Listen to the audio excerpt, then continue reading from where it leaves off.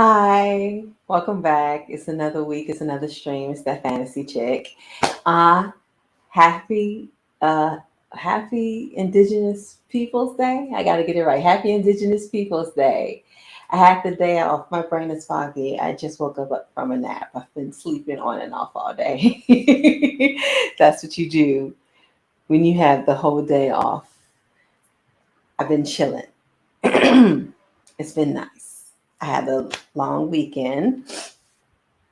I had my screening. It was the Black and Brown film case. This is the program. And you can see there I am. And there's a poster for my film, Seven, with a little biography on me. And so I screened my short film at the Music Box Theater this weekend. It was really, really nice. And the theater was packed full of people, and a lot of people came out. My family, my actors, friends of the actors, other people, other friends, and things came out. So we had a crowd of people there for Seven. So it was exciting. Um, It was fun. We didn't get to do the Q&A part because it started late. But it was fun. Um, it was so funny when you walk into the theater, you smell the popcorn immediately. Everybody brought popcorn and pops. I should have brought me some popcorn because then like the whole theater had it. And I was like, well, now I want popcorn. But now it's too late for me to get up and go get it. But it was a cool experience. I had fun. So it's been a real chill, real cool long weekend. And now, before we get to Loki, I want to talk about DC. So before we get to Marvel, let's talk about DC. Um,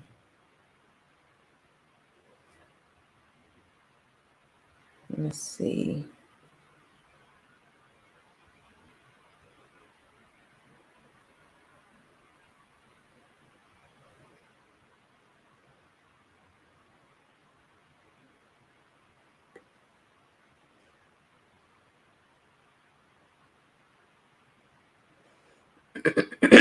Okay, James Gunn confirms 3 stars who will continue their roles in the new DC universe. With the writer strike now resolved, the co-head of DC Studios addressed fan questions about which performers will reprise their characters moving forward. For anyone out there who might be confused about the future of DC Universe projects, James Gunn completely understands the challenge of keeping apprised on the latest developments. Gunn, who stepped in last year as co-head of DC Studios alongside Peter Safran, took to Threads. Am I gonna have to get on Threads now? Dag nabbit. On Wednesday to address fan questions about development for the new DC slate now that the writer's strike has ended. This included responding to an inquiry from months ago regarding whether actors from previous DC projects will reprise their roles, in addition to whether the new universe will commence with Superman Legacy, which has Gunn directing, David Corenswet as Clark Kent, and Rachel Brosnahan as Lois Lane. But up first is the animated series Creature Commandos. Nothing is canon until Creature Commandos next year, a sort of aperitif to the DCU, and then a deeper dive into the universe with Superman Legacy after that, Gunn replied. It's a very human drive to want to understand everything all the time, but I think it's okay to be confused on what's happening in the DCU since no one has seen anything from the DCU yet. He continued, and yes, some actors will be playing characters they've played in other stories, and some plot points might be consistent with plot points from the dozens of films, shows, and animated projects that have come from DC in the past, but nothing is canon until Creature Commandos and Legacy. Creature Commandos is the first piece to Gunn and Safran's previously announced Chapter 1 Gods and Monsters saga of their DCU. Viola Davis is set to reprise her role as Amanda Waller in the animated Max series launching in 2024. That also includes voice actors Frank Grillo, Maria Bakalova, and David Harbour. Additionally, Davis will star on the live action Max series Waller, which is among the titles planned for the first chapter. Get out. In response to a fan asking how Blue Beetle, the Warner Brothers film that debuted theatrically last month, starring, I'm going to mess this up, Zolo Maraduena, would factor into the new plans, Gunn replied, Zolo Maraduena will continue playing Blue Beetle in the DCU, as Viola Davis will Amanda Waller and John Cena will Peacemaker. They kept Peacemaker. This confirms hints Gunn has dropped previously about the fate of DC characters who have already been introduced to film goers. In an Instagram post last month, Gunn wrote that Maraduena's superhero Jaime Reyes will be an amazing part of the DCU going forward. So he did. Okay. The executive also said during the June episode of the Inside of View podcast that he planned to focus on the second season of Cena's Max series Peacemaker once work on Superman Legacy had been completed. Gunn's remarks follows a tough stretch for DC films with Shazam, Fury of the Gods, The Flash, and Blue Beetle all having underperformed at the box office this year. Aquaman and the Lost Kingdom hits theaters December 20th as the final movie from the studio's previous regime. So Blue Beetle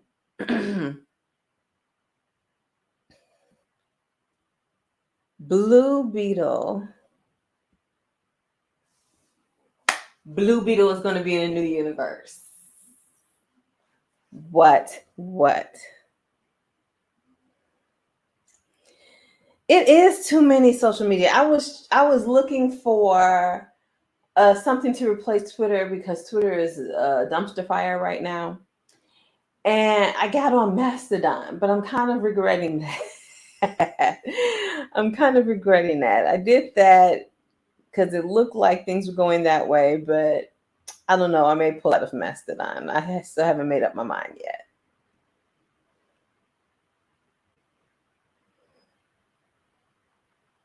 Maybe I'll hold off before I sign up for anything.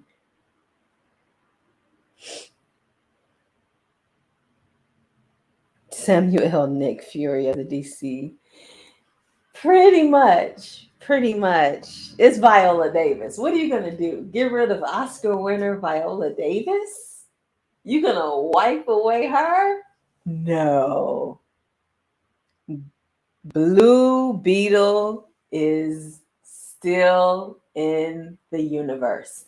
Blue Beetle crosses over to the DC studios, the new universe, Gods and Monsters. Well, I don't know if he's going to make it into Gods and Monsters, but he's making it in. He's in the new universe. They're keeping Blue Beetle.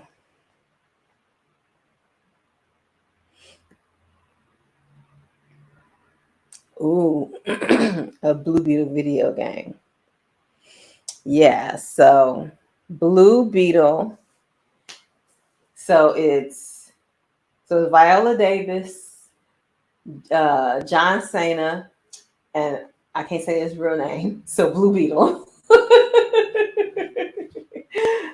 So Amanda Waller, Peacemaker, and Blue Beetle are coming over from the old universe to the new universe. They will remain.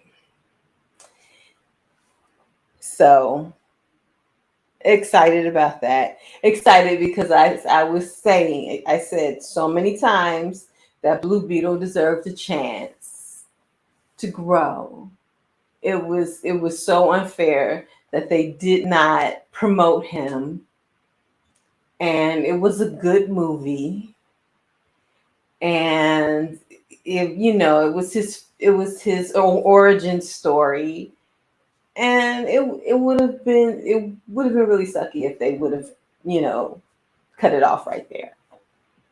So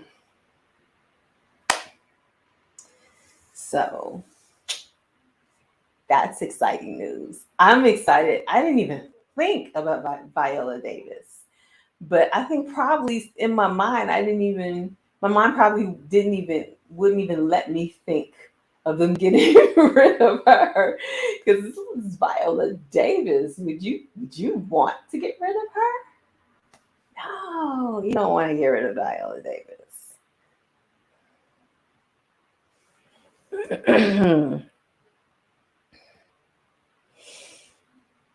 I mean, they're starting fresh, and he's pretty much fresh.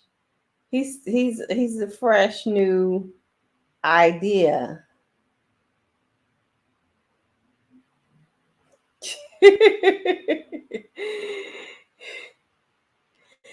James Gunn is turning everything on its ear. So he's doing different things. Well, you got to remember, James Gunn is not a studio executive, he's a director. So he's going to think more creatively than bottom line. Peter Safran, he's the producer. So he's probably going to think more towards the bottom line.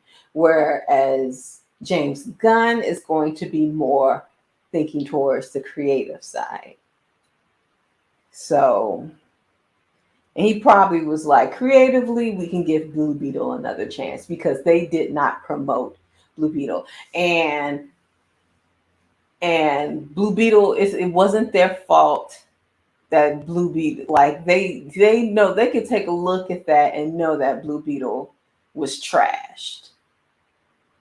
They It was completely tanked by the studio, and that with the right backing, it could have been a very successful movie, and it should have been a successful movie.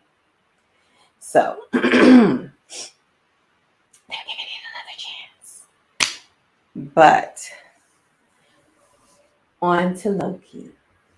So, okay, so I watched Loki, and this was supposed to be a chill weekend, and it was stressing me out. I was like, this is too much stress. This is too much stress when I'm supposed to be chilling. What are they doing to me? Loki popping in and out of time like that. I'm glad they only showed him in the past, like in the past being chased at the beginning, because I couldn't take him being constantly chased all throughout the episode. That would have had my blood pressure up. But but just him going in and out of time, and them sort of opening the eyes of the council. Now we got a new villain, and that woman. What have I seen that woman on? What does she play? I'm trying to remember the woman who plays the new villain. I've seen her. Oh my goodness! Because like I was trying to think, it's at the edges of my mind. Oh my goodness, it's at the edges of my mind. She was in somebody else's show or movie. That woman playing somebody's mama or aunt.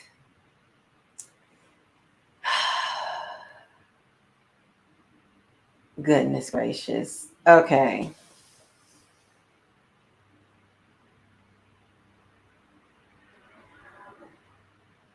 Oh, you have forgot about Loki? I still remembered. I actually remembered a lot.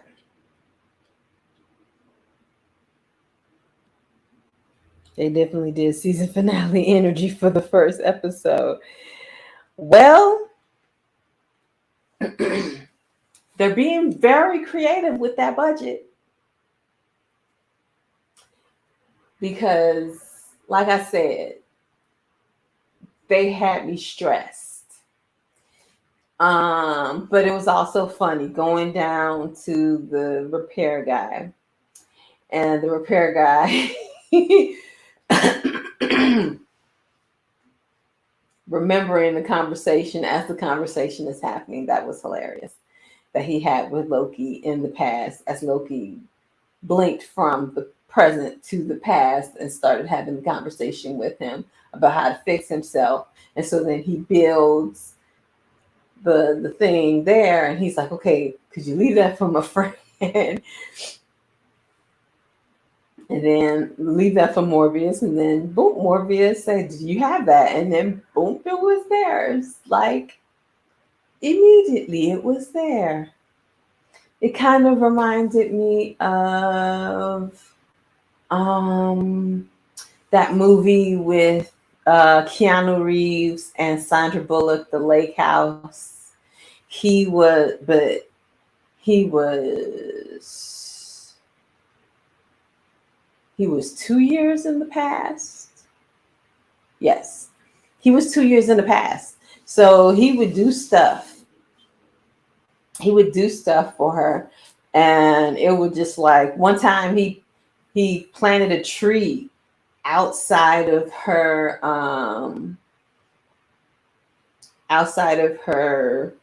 apartment building. It was a sapling when he planted it, and then she by the time he did it at the same time. She's walking into the building and it's raining, and all of a sudden a tree appears, and the since it's been 2 years, the branches provide cover for her as because she's dropped her keys and her purse onto the ground.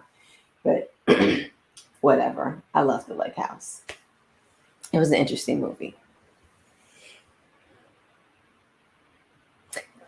That's it. She was playing somebody's mama and somebody's auntie. She was Aunt Lysa. I was watching Game of Thrones today. Why that didn't pop into my head. But yes, Aunt Lysa.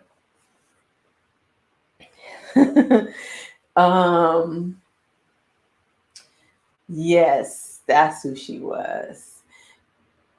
I knew she was bringing the same crazy energy that she brought from wherever she came from.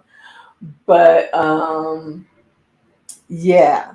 So she's the new villain. She's going after Sylvie because they mad that Sylvie started all these branches, and Hunter is like, we can't kill these people. We got to find a way to stop these branches without killing people, because now she's like, I don't want to perform these atrocities anymore, which is understandable. So the repair guy, when he shut down some doors or something, and that was supposed to stop the branches and stop all the power surges and do all of that. So we'll see next episode if that actually if he actually succeeded in doing that, and if the branches stopped, if the power surges stopped. But at one point, Loki flashes to the future. This episode is so confusing because it's like Loki's just flashing in and out, going from the present to the past, from the present to the past. And then when it's time for him to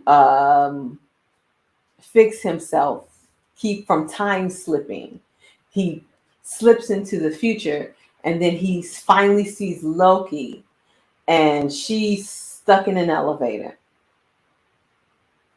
And the building is, there's destruction all around them. I don't know how far into the future he went, but he sees Loki there, and she goes, "There you are." And then at that moment, he's sent back into the past, and um, he's able to do what he has to do in order to stop time slipping, and so he won't be lost to time, and Morbius won't lose all his skin.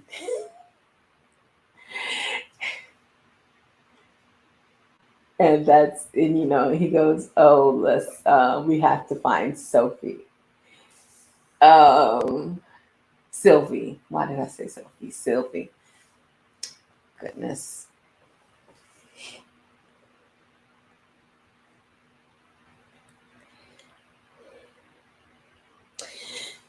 Because they explain that Sylvie killed He Who Remains, killed the man at the end of time. So, and her killing the man at the end of time caused all of this, to all what's going on to happen. So Sylvie is the cause of all of this. So she's got to find Sylvie and kill her. I don't understand how killing Sylvie is going to solve their problems. All it is nothing but revenge as of this point. It's, to me, I feel like your immediate concern should be stopping at what's happening from happening. And killing Sylvie ain't gonna do that. But maybe they think if they kill Sylvie, they will stop branches. I don't know.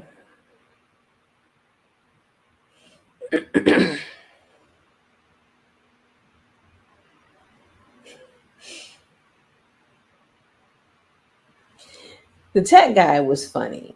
The tech guy was funny.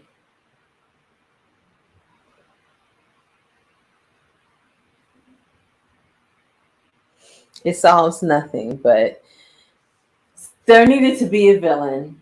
The Hunter's not a villain. They got rid of Ren. What's her name? Renslayer. They got rid of Homegirl.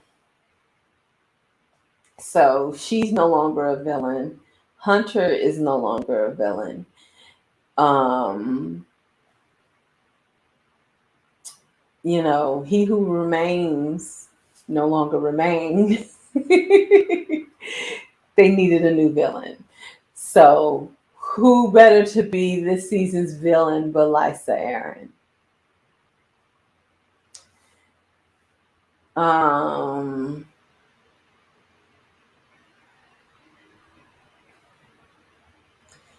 so you have on one side, one of the council was like, okay,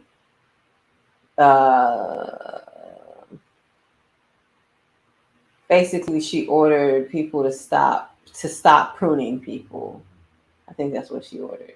Stop pruning people. And then she ordered that guy is a new guy. I do not recall him being there before, but I guess they're like, there's so many people there, they can act like he's always been there. He hasn't always been there. I know he's brand new. So he's her little pet. So she took her little pet, and now they're going after Sylvie. And I don't know how far into the future. So they're probably not going to catch up with Sylvie for a couple of episodes. She's off in 1982 living her best life.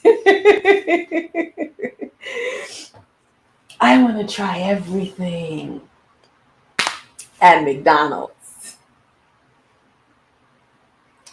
Why is she acting like McDonald's is so great where she's been to real restaurants before and had like drinks, you know? But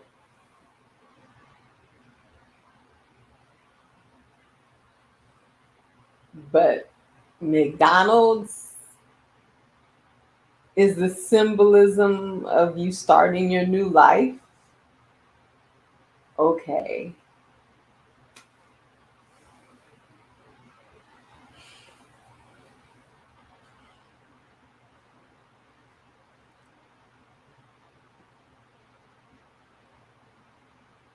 Ooh, that's another thing because they do say that Jonathan Majors is in season 2. So it's not just his face that's going to be in season 2.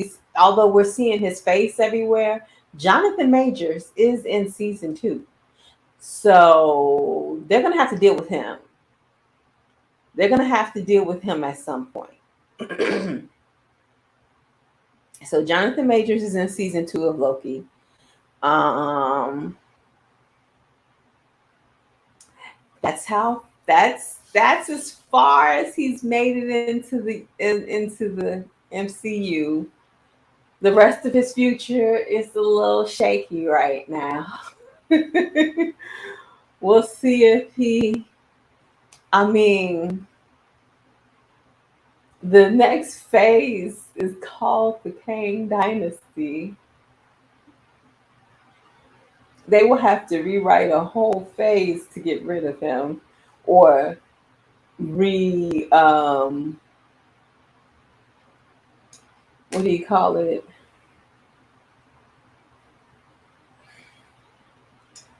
You know what I'm trying to say. Uh, Recast him.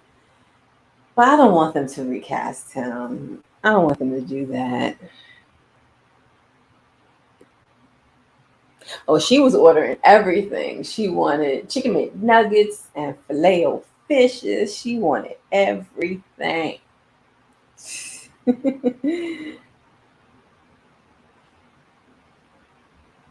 Oh, that definitely was what you call brand integration.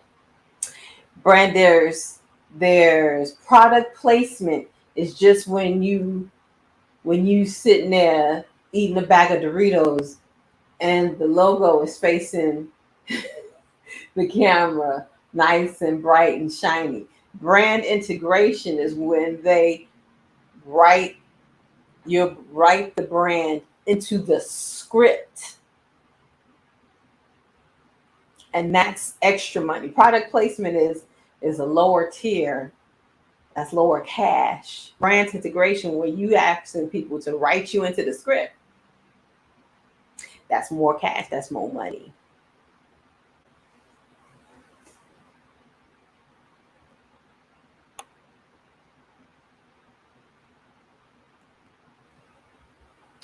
It's because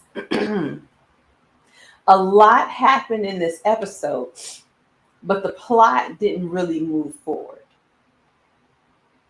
So so that's why it feels like a lot, it was a lot nothing.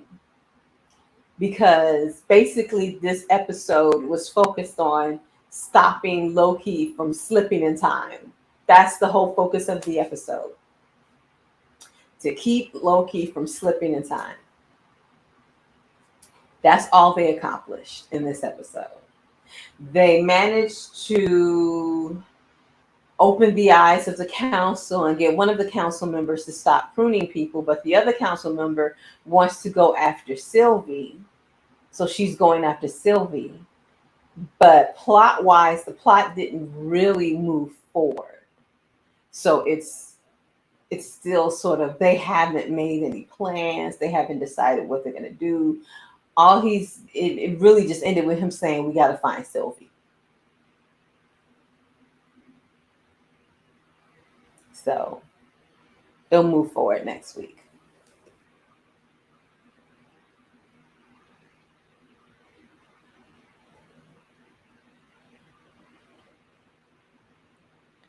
Silver Miss Minutes. I think she basically a villainess. Well, she was at the end of time with He Who Remains. So, and Loki told, because Morbius was gonna call on Miss Minutes to fix Loki, and Loki was like, She was at the end of time with He Who Remains. She's on his side, so we can't trust her. So, so basically, she I don't know if she's still, because they've been trying to get in contact with her.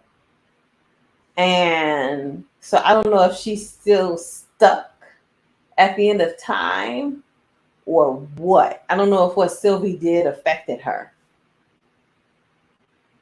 If she was somehow tied to that king. So that would be interesting to know.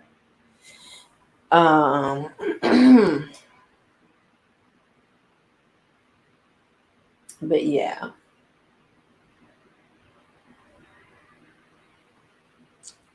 Yes. So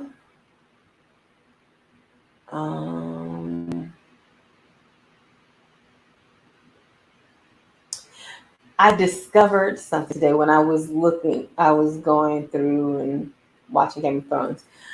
But when I was looking for Game of Thrones, I discovered there was like a whole season of Young Justice that I had not watched. Like season 4. I did not realize, but of course, this is from like 2021. How did a whole season come and go? And I had no idea that a whole season of Young Justice. So now I got a whole season of Young Justice to watch. So I got to fit that in. I'm still watching The X-Files, which is a lot easier to watch in the daytime, in the daylight. That's what I'll be talking about on Wednesday, The X-Files. But but I will find time to watch Young Justice as well.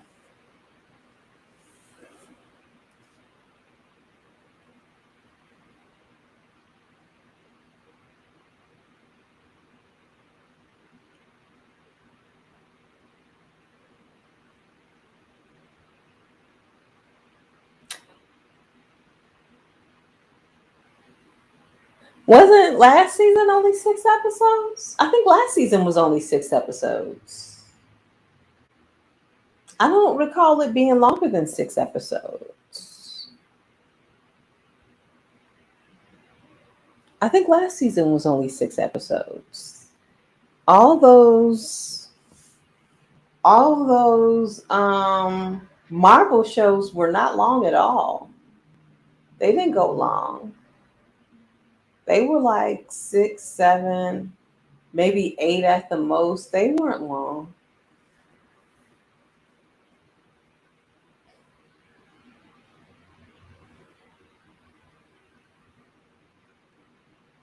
Yes. Yes. So I'm going to watch Young Justice. So I'm going to be watching Young Justice alongside The X-Files. I'm going to have to get that done before October, although October 20th will be here before you know it. And then it's time for upload. And then I have 1 month to watch a whole list of stuff, including Rings of Power. I will finally sit down and watch Rings of Power for myself and give my very own opinion of Rings of Power and whether or not it's really as bad as everyone says it is, or whether or not people are overreacting. I will see for myself which one it is.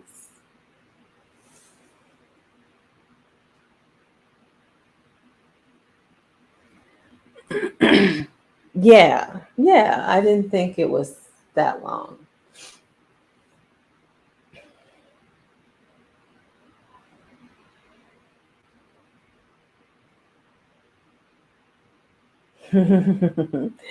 Definitely, I will. I will. I'm definitely going to watch Rings of Power, so I'll community post when I get to it. If I have time, I might even start The Boys. If I have time, there's so many things I have to get to, and I only have 30 days to do it. So we'll see if I have enough time to binge The Boys. Um, but okay, so that is all. Wednesday, we'll be talking about the X Files. I watched episode 7 through 13 of season 1 this weekend. Man, X Files is a very good show. You can sit there. You can sit there and watch a lot of episodes. It's a very good show, and this is just season 1. It gets better as it goes along, especially as I get deeper into the lore. So, so I'll be talking more about X Files on Wednesday, and Friday, of course, will be a video, and Monday more low key. So, um, that is all. But in the meanwhile, thanks for watching.